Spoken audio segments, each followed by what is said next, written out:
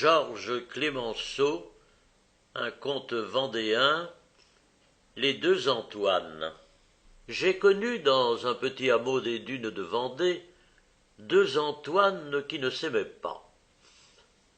L'état civil les gratifiait sans doute chacun de son côté d'une désignation supplémentaire, mais leurs contemporains ne s'en embarrassaient pas. On disait simplement le petit Antoine et le grand Antoine, quelques-uns même le petit et le grand. Il était étrange, assurément, que ces deux ennemis acharnés, qui pendant 20 ans ne connurent d'autre joie que de se rendre mutuellement la vie insupportable et cruelle, se trouvassent constamment réunis sous une appellation commune dans tous les propos de village. Il y avait certainement d'autres Antoine au pays, on n'en tenait pas compte. Cela seul intéressait le public, passionnait l'opinion. Il se jouait entre eux une si belle partie de haine savante, toujours aux aguets, toujours en préparation d'agir, que leurs deux vies aux prises s'en trouvaient inextricablement mêlées et confondues en toute occasion. Et comme on ne pouvait découvrir un acte de la vie d'un des Antoine qui ne se rapportât à l'autre en vue de la contrecarrer, de le barrer, de lui porter dommage, il fallait de nécessité les joindre tous deux, pour les opposer, dès que ce nom fatal était jeté dans le discours. L'inimitié liait ces deux êtres d'une invincible chaîne, comme eût fait l'amitié pour d'autres. Ils allaient, dans la vie, mutuellement accrochés, dans un mortel combat. Sur l'origine de ce duel farouche, le temps avait fait le mystère. Il n'y avait pas deux commères pour raconter à ce propos la même histoire. Chaque foyer avait sa légende. Où l'on s'accordait cependant, c'était pour attribuer les premiers actes de guerre à des questions d'intérêt. Point d'amour, point de querelle de famille, ni bataille de cabaret. On parlait seulement d'un lopin de terre qui se trouva jouxter la propriété de chacun. D'autres contaient l'histoire d'un fossé par-dessus lequel un vieux poirier sauvage étendait indûment ses branches. Le fait est qu'on ne voyait plus ni le champ, ni le fossé, ni les poires. Ces choses avaient disparu par l'effet du temps destructeur, mais la haine vivace était restée, et tout le pays en pouvait jouir à pleins yeux. Ce n'est pas qu'ils fussent méchants, le petit et le grand Antoine, non. C'étaient deux hommes tout simples, deux villageois travailleurs, aimant uniquement la terre, la pétrissant tout le jour de leurs brutales caresses, dormant sans rêve et ne pensant point. Combien de leurs semblables font avec cela du bonheur, inconscients de toute autre possibilité de joie. Cela ne demandait pas mieux, sans doute, que de prendre leur part de cette félicité rustique. Deux bons bras, la tête dure, un petit bien au soleil, tout le monde n'en peut montrer autant. Ils se sentaient les privilégiés à leur manière, et jouissaient plaisamment, sans connaître Lucrèce, du spectacle des compagnons moins favorisés du sort. Ils auraient donc reçu, comme chacun de nous, quelques éclaboussures de ce bonheur terrestre que la Providence nous envoie, à charge pour le diable de le détourner de nous, si le malin ne leur avait mis au cœur cette haine sauvage. Il n'y paraissait pas d'ailleurs, et rien ne décelait en eux la fureur des ressentiments intimes. Quoique bien musclés tous deux et capables de rendre un bon coup, ils n'étaient pas de ces batailleurs vulgaires dont la colère s'épanche en cris, en pugilats, en ruades méchantes. Réfléchis, concentrés, ils mâchonnaient amoureusement leur rage, comme le matelot fait de sa chique. Le bon chiqueur est muet, tout à son intime jouissance. Nos hommes, tout en boule, voluptueusement repliés sur eux-mêmes, ne disaient mot, absorbés par la passion de couver des idées de nuire et de les faire venir à bien. Chacun d'eux, suivant son génie, avait fait de cet unique labeur l'unique joie, l'unique tourment de sa vie. D'ailleurs, aucune dépense de paroles violentes c'eût été force perdue.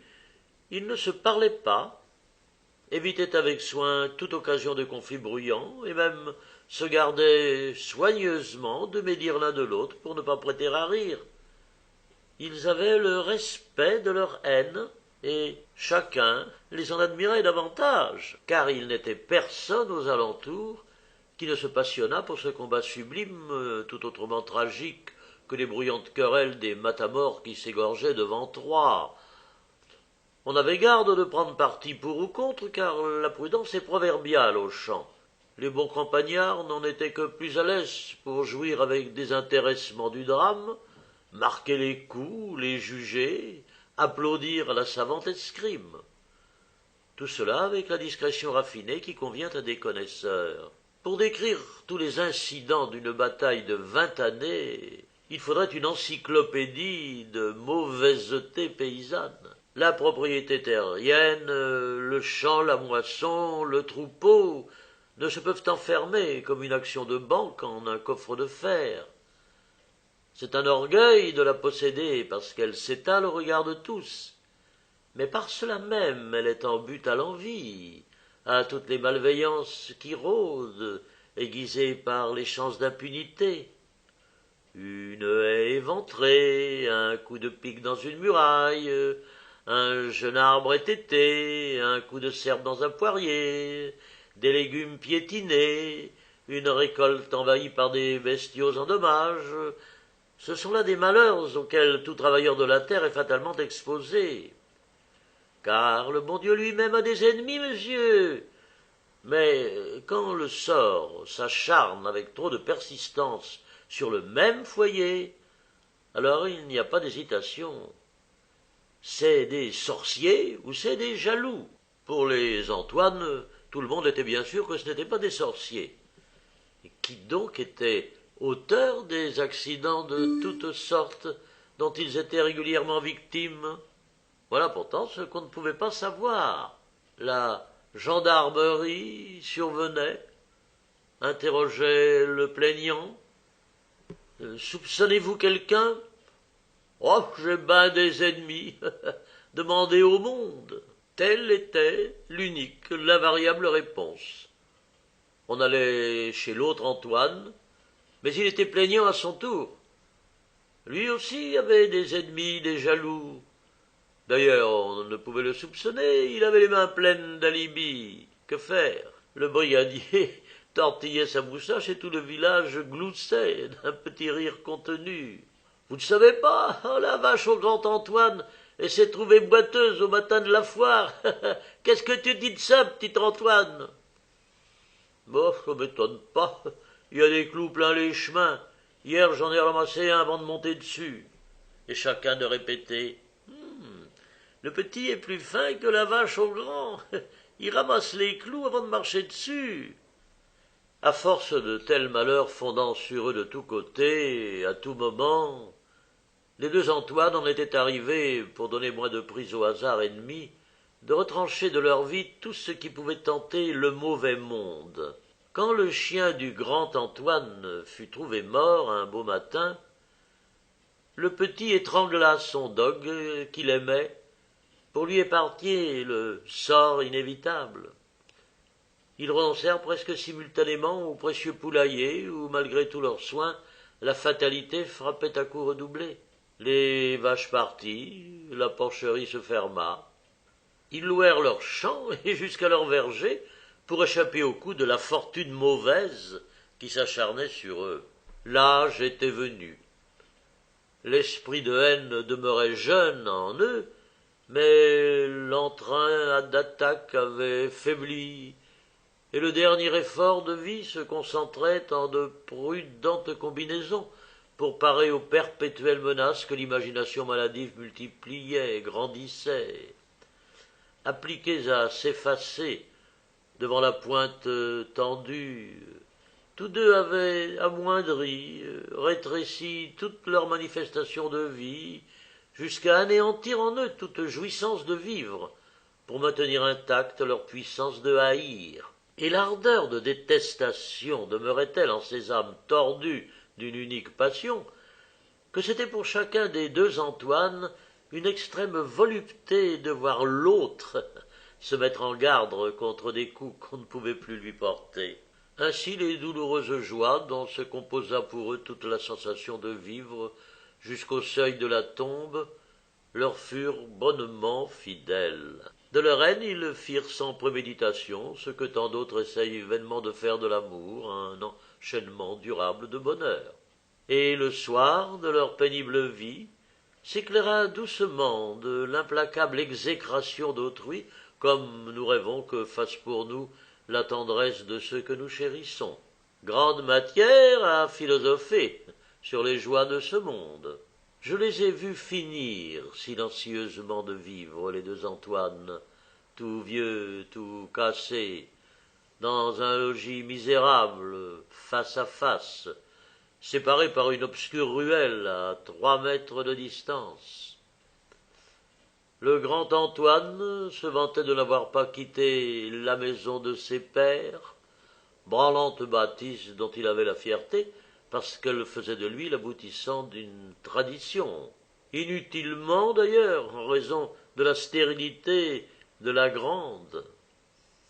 Le petit Antoine, lui, avait vu sa maison démolie, quand pour élargir la route on éventra la colline de sable.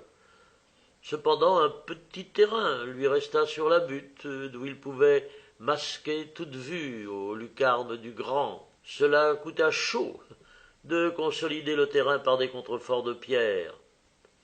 Mais le petit ne regardait pas à la dépense, et il réussit à se percher dans un petit cabanon sans fenêtre, grâce auquel il fit la nuit chez le grand.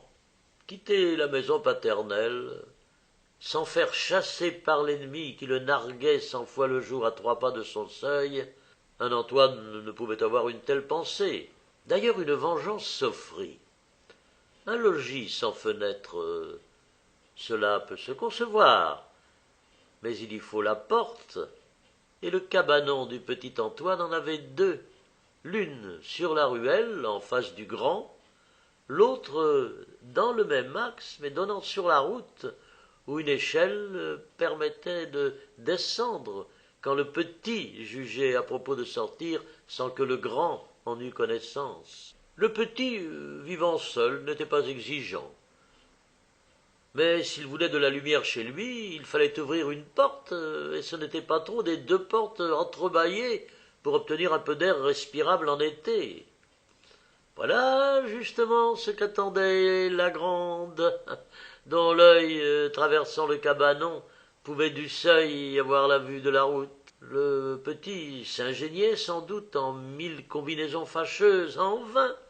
Une porte ouverte, la lumière qui passe ne se peut confisquer.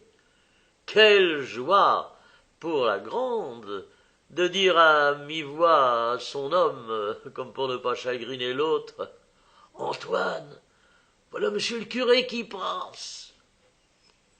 Le petit, qui ne perdait pas une syllabe du discours, enrageait à plaisir, fermait brusquement le panneau qu'il fallait bientôt rouvrir, et le grand en trépignait de plaisir. C'étaient là les émotions quotidiennes de leur vie.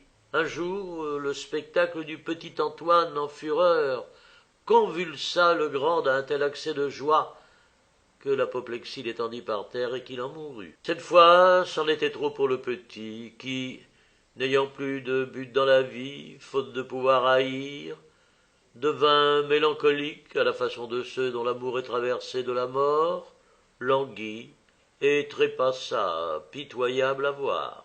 Telle fut la fin de cette passion. Après tout, ces 2 hommes furent heureux l'un par l'autre. Que le bon Dieu leur soit indulgent, ou, à son défaut, le diable.